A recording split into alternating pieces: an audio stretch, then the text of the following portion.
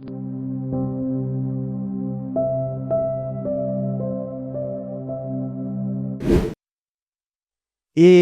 antes de empezar, nada más quiero que piensen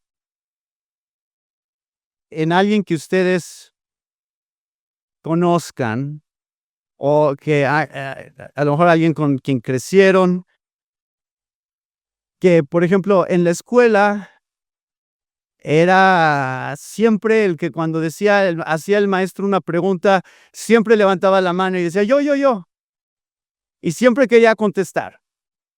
Y cuando decía: ¿quién hizo la tarea? Era el primero en levantar la mano, y yo hice la tarea. O a lo mejor en la iglesia pueden pensar en alguien que siempre está ahí, con el pastor y dice: ¿qué necesita, pastor? ¿Necesita un agua? ¿Necesita que le boleen sus zapatos? ¿Qué necesita? ¿Un masaje? Y en México llamamos ese tipo de gente barberos. No sé si ese es el término que usarían aquí, pero alguien que nada más quiere quedar bien. Creo que todos tenemos en mente a alguien que a lo mejor es así y probablemente no nos cae muy bien esa persona. Bueno, ese es Pedro. Así era Pedro. Esa es la persona, eso es lo que sale de todas estas narraciones en los evangelios acerca de él, es que siempre quería ser el primero en estar ahí con Jesús y contestando las preguntas y diciendo: sí, Señor, yo lo hago y yo soy el más comprometido contigo y yo soy el que nunca te va a fallar y Señor, hasta la muerte. Y evidentemente a los otros apóstoles a veces no les parecía muy humilde de parte de Pedro su actitud.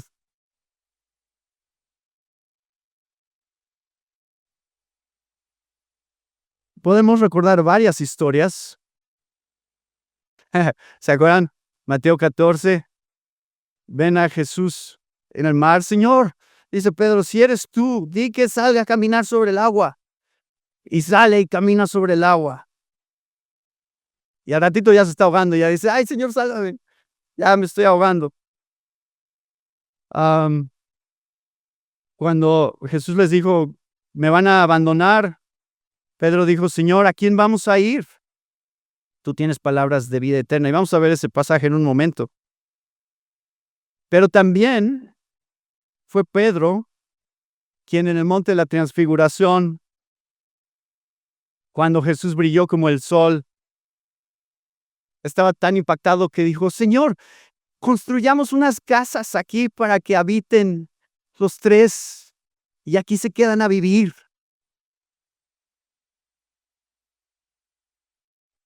Ya vimos en esta historia, en este capítulo que estamos viendo del aposento alto, cuando Jesús les dice que es necesario lavarle los pies. No, ¿cómo crees, Señor? A mí no me vas a lavar los pies. Y Jesús le dice: no, sí es necesario que te lave los pies y vas a ser mi discípulo. Ah, entonces lávame todo el cuerpo. Más adelante en esta historia, él es quien va a sacar una espada y le va a cortar la oreja a uno de los siervos que está ahí para arrestar a Jesús, Malco. Jesús tiene que decirle: no, esto no es la manera. Yo tengo que cumplir con la misión que me ha dado el Padre. Entonces, los evangelios están llenos de Pedro. Ningún discípulo es hablado más que Pedro. Y Jesús le habló a él más que a cualquiera de los demás. Ningún discípulo fue regañado más por Jesús tampoco, o confrontado tanto como Pedro lo fue. Y también es el único discípulo que pensó que era su responsabilidad reprender a Jesús. No, Señor, eso no debe de pasar. Era impulsivo. Una de esas personas que actúa primero y piensa después.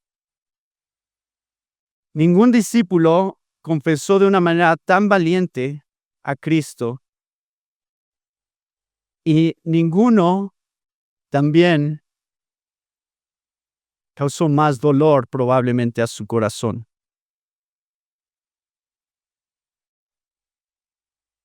Lo cual me lleva a nuestro pasaje. Dice, me voy a regresar tantito y vamos a ver lo que ya escuchamos hace un momento. Versículo 34. Un mandamiento nuevo les doy, que se amen los unos a los otros, que como yo los he amado, así también se amen los unos a los otros. En esto conocerán todos que son mis discípulos si se tienen amor los unos a los otros. Eso ya lo expuso mi hermano Valentín. Pero ¿qué acababa de decir Jesús justo antes? Acaba de decir, me buscarán, y como le dije a los judíos, ahora también les digo a ustedes, a donde yo voy, ustedes no pueden ir. Después de que dice eso, les dice, un mandamiento nuevo les doy, que se amen los unos a los otros, como yo los he amado, así conocerán que son mis discípulos. Pedro no escuchó nada de eso. Se quedó en me voy. Ahí se quedó en sus oídos escuchando, ¿qué dijiste, Jesús? ¿Te vas? Por eso el versículo 36 dice, Señor, ¿a dónde vas? Le preguntó Simón Pedro. Jesús respondió, a donde yo voy, tú no me puedes seguir. No me puedes seguir ahora, pero me seguirás después. Otra vez, como que Pedro no está escuchando. Dijo Jesús, no puedes ir. Donde yo voy, tú no puedes ir. Y Pedro dice, Señor, ¿por qué no te puedo seguir ahora mismo? Yo daré mi vida por ti, dice Pedro. Jesús le respondió, ¿tu vida darás por mí?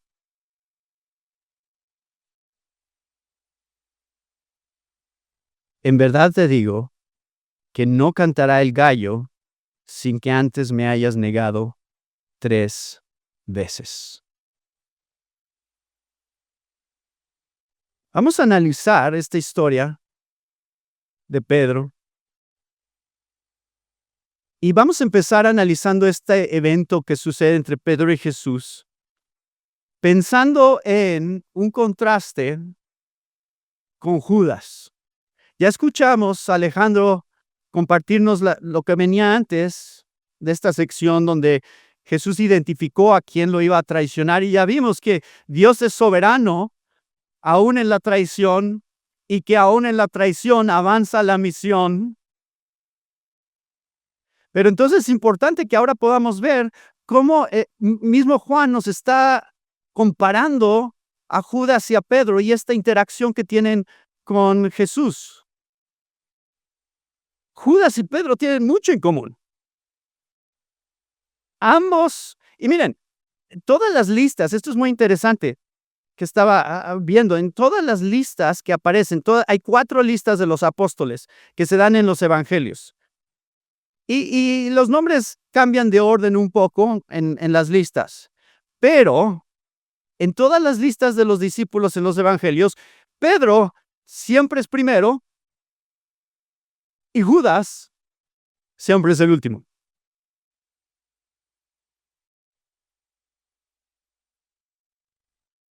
Pedro y Judas tenían mucho en común.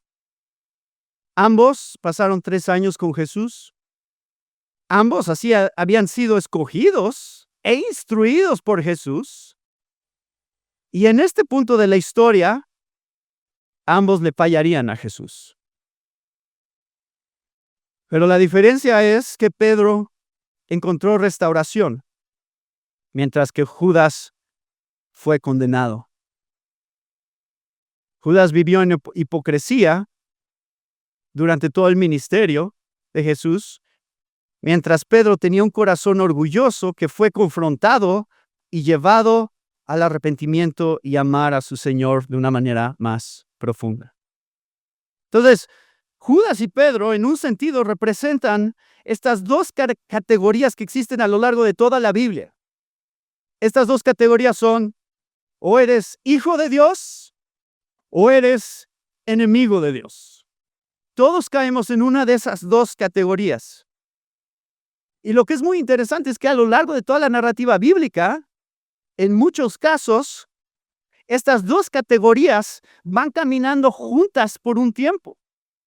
Tienen el mismo trasfondo cultural y tienen el mismo trasfondo inclusive de familias, tienen el mismo trasfondo religioso, y aún así llega un momento en el que se ve claramente esta separación y esta división. Por ejemplo, Caín y Abel. Mismos padres, misma enseñanza. Ismael e Isaac, mismo padre.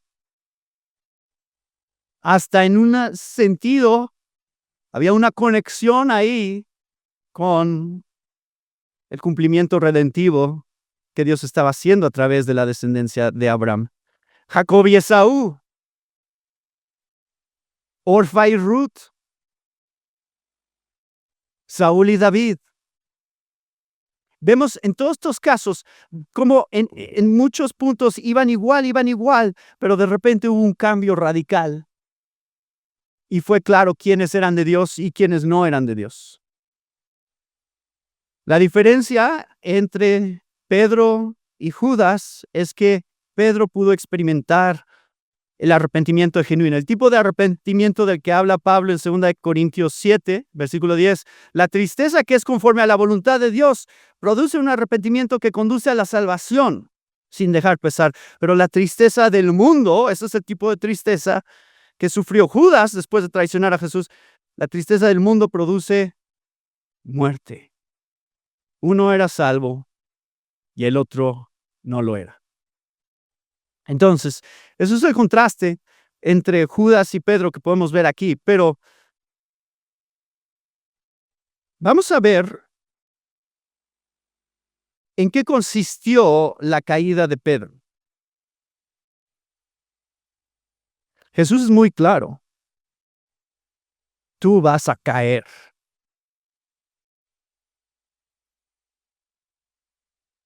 ¿De dónde viene la caída? Bueno, la caída viene de la tentación. Y la tentación es algo que ninguno de nosotros puede evadir. Ninguno de nosotros como cristianos podemos evadir el hecho de que seremos tentados. Todos enfrentaremos tentación. Por eso es que Pablo dice en 1 Corintios 10, versículo 13, no les ha sobrevenido ninguna tentación que no sea común a los hombres. Es decir, todos los hombres sufrimos tentación. A diferentes grados, pero todos sufrimos tentación. Después dice Pablo, fiel es Dios, que no permitirá que ustedes sean tentados más allá de lo que puedan soportar, sino que con la tentación proveerá también la vía de escape a fin de que puedan resistirla. Es decir, Dios proveerá lo que necesitamos como hijos de Dios para resistir la tentación. Pero aquí Jesús predice, tú no resistirás la tentación, tú sí caerás.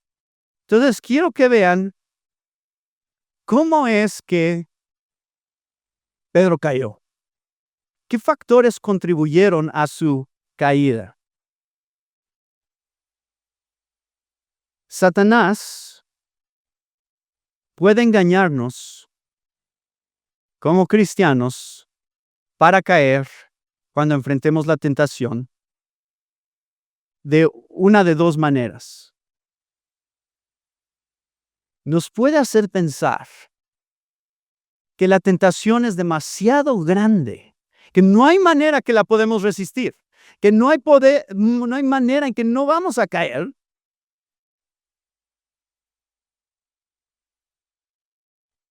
Puede tentarnos Satanás a pensar que nosotros somos demasiado graves.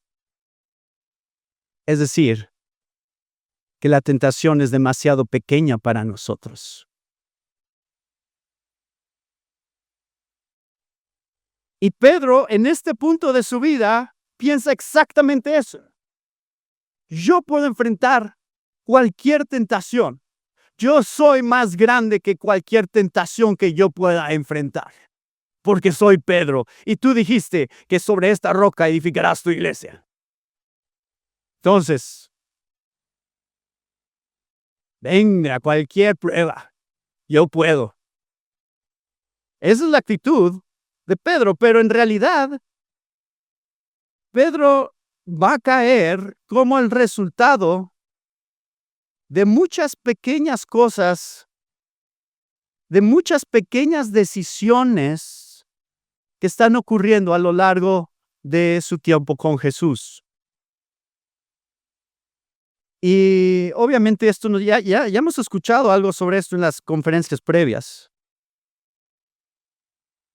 Podemos pensar, por supuesto, en lo que pasó en la vida de David con Betsabé. ¿Recuerdan? David se levantó de su lecho, se paseaba por el terrado de la casa del rey y desde el terrado vio una mujer que estaba bañando y la mujer era de aspecto muy hermoso. David mandó a preguntar acerca de aquella mujer y alguien dijo, no es Betsabé, es esta Betsabé, hija de Eliam, mujer de Urías, elitita. David envió mensajeros, la tomaron y cuando ella vino a él durmió con ella. Después que ella se purificó de su inmundicia, regresó a su casa. Ustedes conocen la historia. Y también muchas veces que hemos escuchado esta historia podemos pensar y analizar todas las decisiones que David había venido tomando que resultaron en esta caída, que no fue repentina, no fue que un día estaba fuerte en su fe y al siguiente día estaba completamente colapsado. Es que un día estaba fuerte en su autoconfianza y el siguiente día había colapsado. La confianza que nosotros podemos tener en nosotros mismos es la razón por la cual viene la caída. Y fíjense algo interesante. A David no se le advirtió que iba a caer. A Pedro sí. Le dijo Jesús, vas a caer. Ya sabía lo que iba a pasar. Él no lo aceptaba. Pero lo único que tenía que hacer era resistir 24 horas. Eso era lo único que tenía que hacer Pedro. Sin embargo, no pudo. ¿De dónde vino esta caída? Bueno, esta caída fue el resultado de un corazón orgulloso. Un corazón parecido al de David en 2 Samuel 11. Proverbios 4:23 dice, con toda diligencia guarda tu corazón, porque de él brotan los manantiales de la vida. Y ese corazón orgulloso comienza por no escuchar. No escuchar. Una persona orgullosa no escucha. Y como decía mi hermano Valentín hace rato, a lo mejor en este punto están pensando, qué bueno que él lo está escuchando, porque él es el orgulloso o ella es la orgullosa. Pero vean lo que Pedro está haciendo aquí. Número 1, le pregunta, ¿a dónde vas? ¿Les había dicho Jesús ya a dónde iba? Juan 6:51.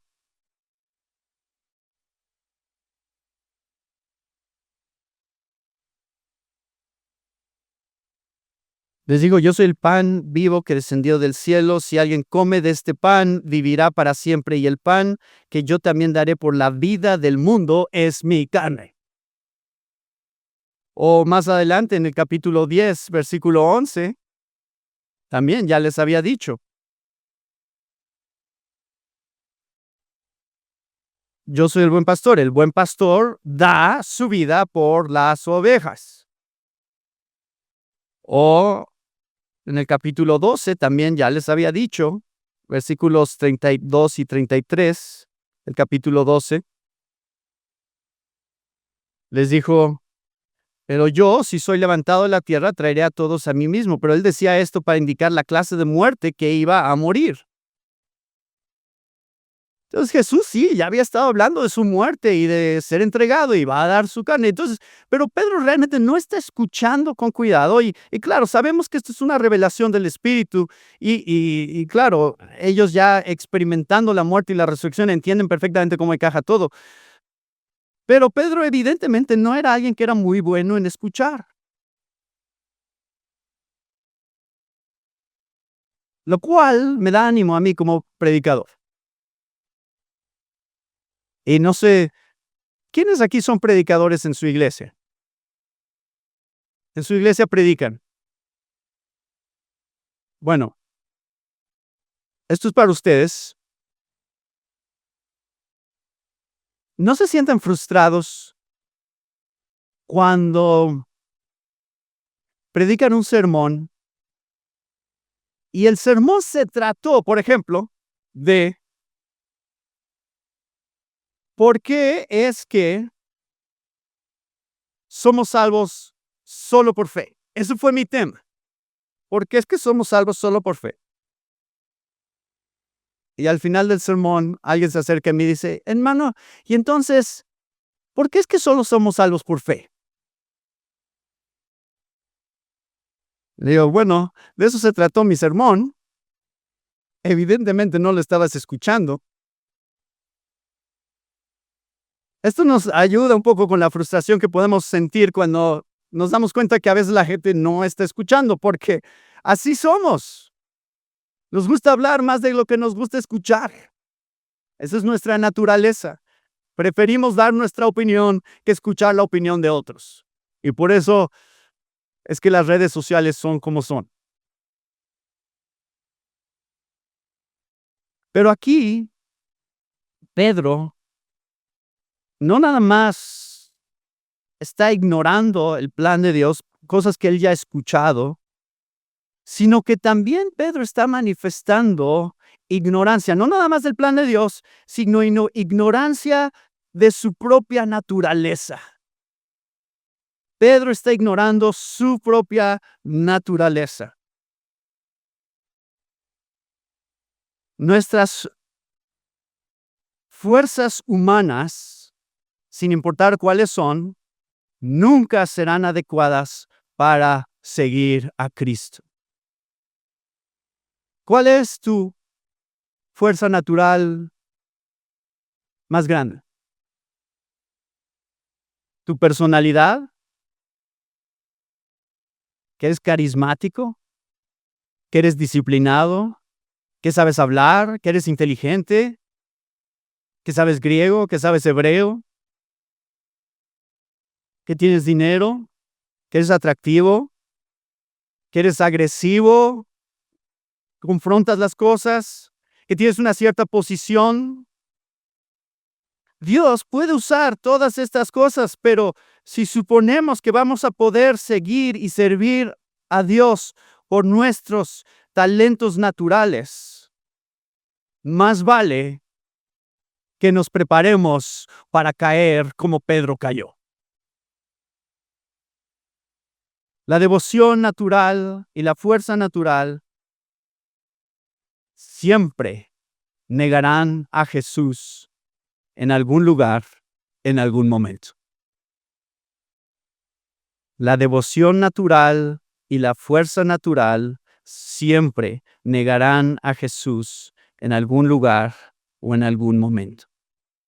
Pedro pensaba, tenía una muy alta autoestima. Pedro pensaba que era maduro y Pedro pensaba que estaba listo. En Marcos 14:29 le dijo a Jesús, aunque todos se aparten, yo sin embargo no lo haré.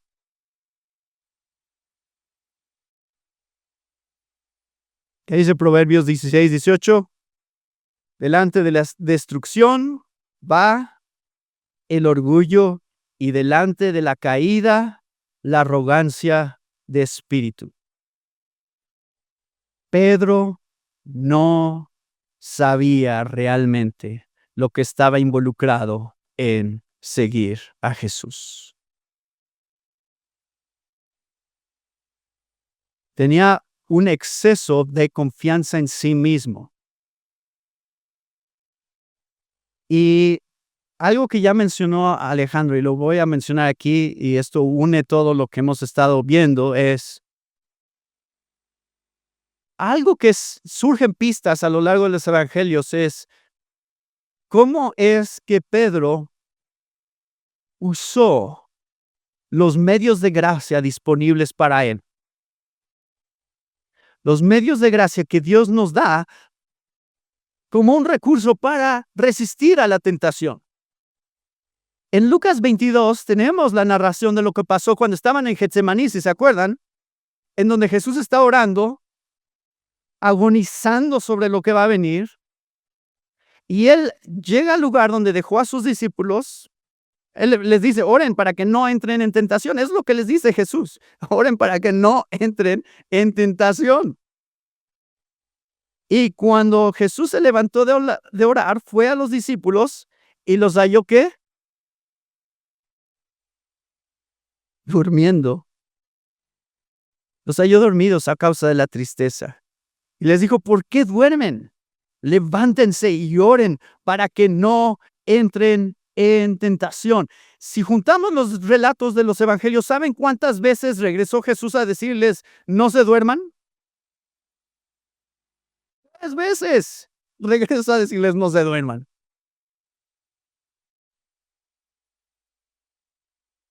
Entonces, evidentemente, Pedro estaba confiado de lo que viniera y no estaba haciendo uso de los recursos, de los medios de gracia dados a él como la oración. Y como cristianos, tenemos que recurrir a los medios de gracia que Dios nos ha dado justamente porque no somos ignorantes de nuestra propia naturaleza.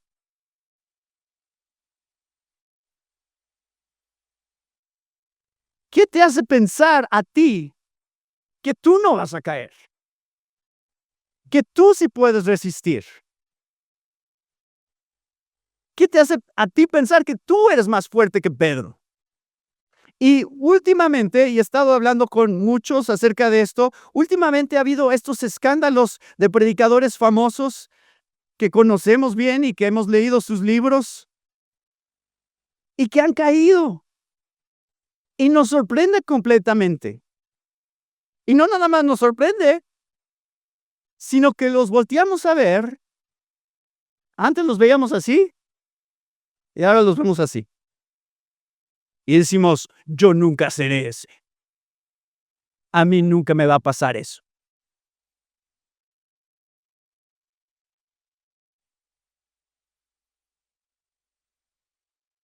Estamos jugando peligrosamente con los placeres pecaminosos que nos rodean porque pensamos que somos fuertes. J.C. Ryle dijo, nunca sabemos qué tan lejos podríamos caer si estuviéramos tentados. A veces imaginamos como Pedro que hay algunas cosas que no podríamos hacer.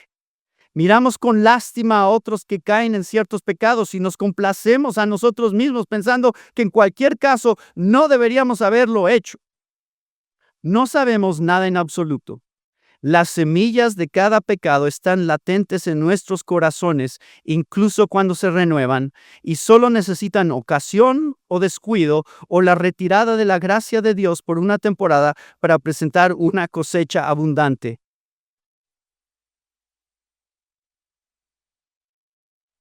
No nada más es que Pedro descuidó la oración, sino que leemos más adelante que sigue a Jesús a la distancia, desde un lugar seguro donde no corra riesgo.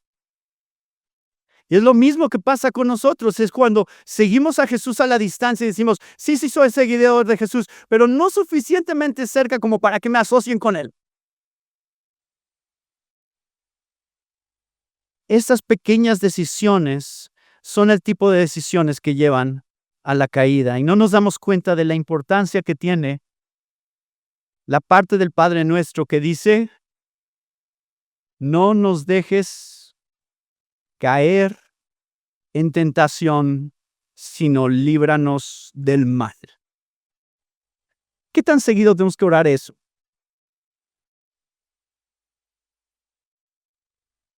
¿Una vez al año? Señor, este año nuevo, este es mi propósito, no me dejes caer en tentación.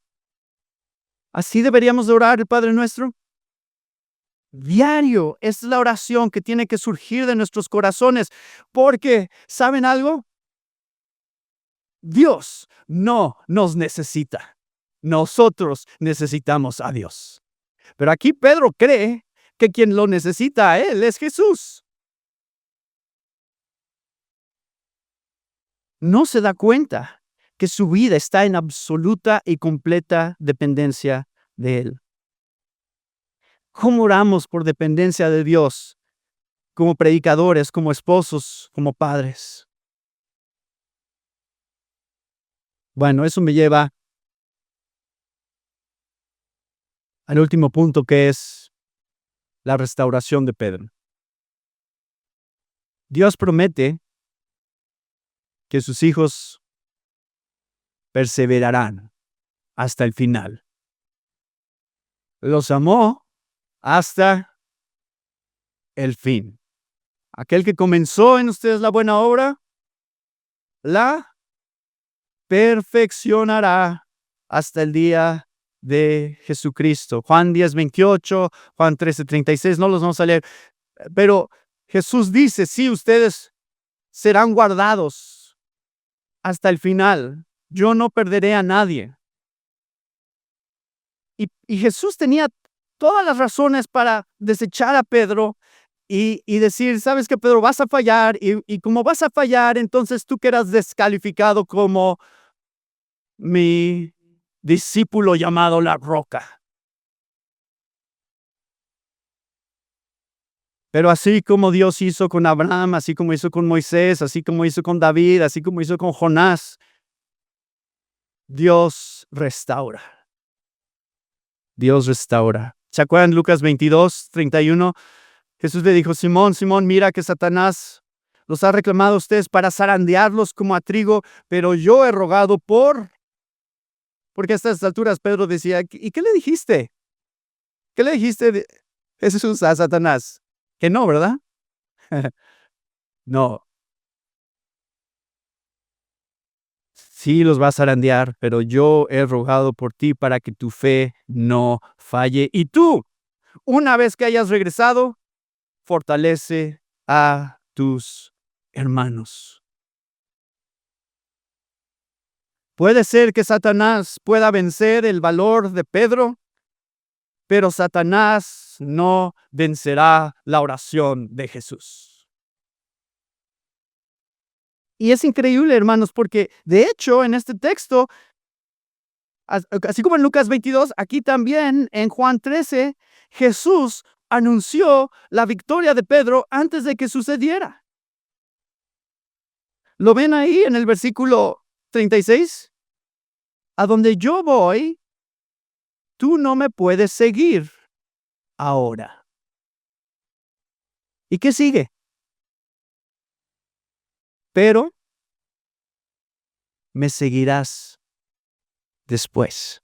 Jesús desde aquí, antes de decirle que lo va a negar, ya está garantizando que Pedro terminará victorioso en el mismo camino de Jesús. Juan 14 se trata sobre eso. Eso lo vamos a ver mañana. Les promete, en la casa de mi Padre muchas moradas hay. Voy pues a preparar lugar para ustedes. Ustedes sí estarán conmigo. Yo se los garantizo. Pero quiero que noten otro detalle interesante, porque de hecho ya lo habíamos visto. Esto ya se los había dicho a los judíos. Vean el capítulo 8, versículo 21. Es toda la diferencia con los hijos de Dios. 8:21 dice, Jesús les dijo de nuevo, y esto está hablando a los judíos, a los que no son hijos de Dios. Les dice exactamente lo mismo. Dice, yo me voy y me buscarán, Hasta ese punto es igual a lo que le dijo a los discípulos. Yo me voy y también les dice, donde yo voy, ustedes no pueden ir. Pero ¿qué hay ahí adicional que no le dice a los discípulos? Ustedes morirán en su pecado. No nada más no pueden ir a donde yo voy, sino que nunca irán a donde yo voy. Y a los discípulos le dice, no pueden ir a donde yo voy ahorita, pero después sí van a acompañarme. Entonces, Jesús declara la victoria de Pedro al decirle, tú sí me seguirás. Y la experiencia de Pedro prueba que nunca nosotros somos el Salvador, sino siempre somos los salvados. Pedro aquí se siente como el Salvador. Pedro aquí se siente como el que tiene que defender a Jesús, como el que es leal y todo lo que él va a hacer por Jesús es lo que Jesús necesita que sus discípulos hagan por él. Pero no está reconociendo primeramente que él necesita ser salvado, lo cual hace muy irónico cuando Jesús le dice, ¿tu vida darás por mí? Porque creo que en la mente de Jesús está, ¿no te das cuenta que quien va a dar su vida soy yo por ti? No tú por mí, yo por ti. Hermanos, no nos gusta pensar sobre nuestras debilidades. No nos gusta admitir nuestras debilidades. Pero a Dios sí le gusta recordarnos que somos débiles. Por eso, 2 Corintios 12:9 dice, y Él me ha dicho, te basta mi gracia, pues mi poder se perfecciona ¿en qué? En la debilidad. Por tanto, con muchísimo gusto me gloriaré más bien en mis debilidades, para que el poder de Cristo more en mí. ¿Qué es lo que hace Jesús para restaurar a Pedro? Esto es muy importante, hermanos. Jesús tiene una estrategia muy clara con Pedro para restaurarlo. ¿Saben cuál es? Su humillación. Dice, para poder restaurarte, yo tengo que primero humillarte. Es la única manera en que tú me vas a poder servir correctamente. Ahora quiero que vean, nada más les voy a dar el panorama rápido aquí. Vean Juan 6. Esto es muy interesante, Juan 6, versículo 67. Cuando Jesús les dice, ¿acaso también ustedes quieren irse? Simón Pedro, como siempre, es el que responde y dice, Señor, ¿a quién iremos? Tú tienes palabras de vida eterna y nosotros hemos creído y sabemos que tú eres el Santo de Dios. Ahora, todos elogiamos la declaración aquí de Pedro, pero implícito en esta declaración hay algo que Jesús quiere corregir. Y lo que quiere corregir es cuando Pedro dice, y nosotros hemos creído. Y nosotros sabemos. Mira qué inteligentes somos, Jesús. Nosotros hemos podido descifrar que tú realmente eres la única esperanza y que a través de ti vamos a encontrar vida eterna. Porque noten cómo le contesta Jesús. Jesús no le contesta, Pedro, bien dicho. Eso es exactamente lo que estaba buscando que dijeras. ¿Qué dice Jesús? Versículo 70. ¿No los escogí yo a los 12?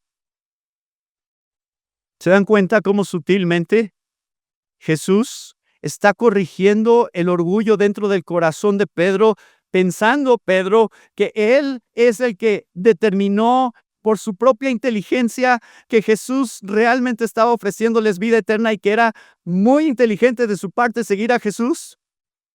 Jesús dice, no, yo los escogí a ustedes. Todo lo que dijiste, Pedro, es verdad, excepto que no estás viendo mi soberanía en la manera en que piensas. Mateo 16. Sí, tú eres el Cristo, el Hijo de Dios viviente. Y unos momentos después, ¿qué le está diciendo Jesús? ¿Cómo vas a ir a la cruz? No, tú no puedes morir. Y Jesús le dice, apártate de mí, Satanás. Y algo interesante, que en la restauración final que encontramos de Pedro en Juan 21, ¿se acuerdan esta conversación entre Pedro y Jesús? Cuando acabaron de desayunar, Jesús le dijo a Simón Pedro, Simón, hijo de Juan, ¿me amas más que estos? Sí, Señor, tú sabes que te quiero, le contestó Pedro. Jesús le dijo, apacienta mis corderos. Pedro está lleno de confianza a estas alturas, ¿no? Es más, Jesús me preguntó si lo amo y me preguntó si lo amo en comparación a todos los demás. Yo lo amo más que los demás. Sí, Jesús, yo te amo más que los demás. Y por segunda vez, Simón, hijo de Juan, ¿me amas? Sí, Señor, tú sabes que te quiero. Le contestó Pedro, pastorea mis ovejas. Jesús le dijo por tercera vez, Simón, hijo de Juan, ¿me quieres? A estas alturas ya Pedro está súper incómodo con Jesús. Dice, se entristeció. O sea, ¿por qué me preguntas 3 veces? Señor, tú lo sabes todo. Tú sabes que te quiero. Apacienta mis ovejas. ¿Pero se dan cuenta qué está pasando en esa interacción? Número 1, Jesús está llamando a Pedro por su nombre con el que lo llamó en Juan 1. Juan 1:42. Simón, hijo de Juan. Le ha quitado todo título que Pedro podría tener, como Pedro, como Cefas, como la roca, y ahora ha regresado a ese punto original en el cual Pedro tuvo este primer encuentro con Jesús. Ese es el nombre por el cual lo está llamando. Y número 2,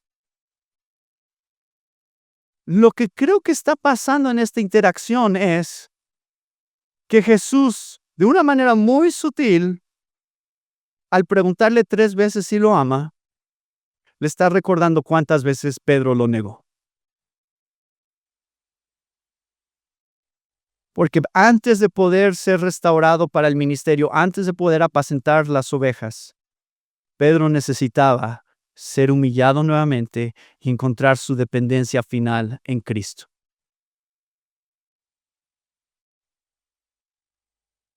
Juan Calvino nos exhorta del ejemplo que encontramos en Pedro.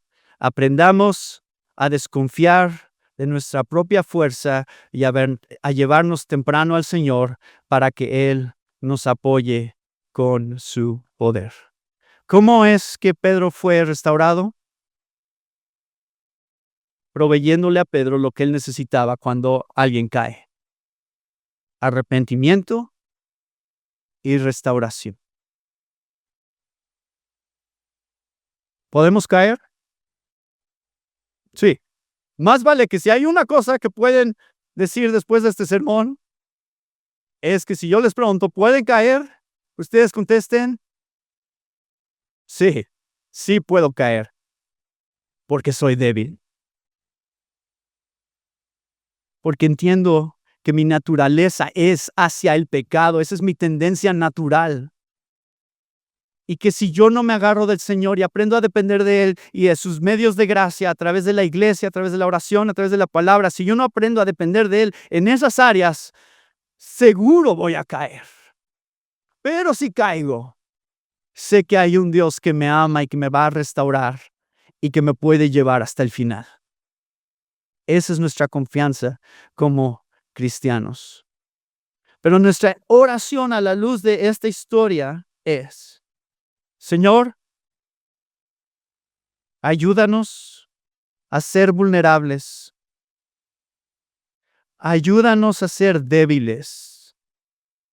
Y sobre todas las cosas, ayúdanos a siempre encontrar nuestra fuerza en ti y solo. Gracias, Señor, por tu palabra y gracias por la manera en que tu palabra nos confronta y nos recuerda que somos débiles. Nos recuerda que sí caemos y cuánto te necesitamos, Señor. Ayúdanos, Señor, a mirar hacia adelante a la obra que tú todavía tienes para nosotros y ayúdanos, Señor, a siempre pensar en que tu soberanía y tu poder es nuestra única esperanza. La única manera en que perseveraremos hasta el final. Y así como llevaste a Pedro, así como Pedro llegó a servirte, a hacer de tanto impacto en la primera iglesia para avanzar tu reino, de esa manera, Señor, nosotros también queremos ser usados en este mundo para tu gloria y para tu reino sobre todas las cosas. En nombre de Cristo Jesús. Amén.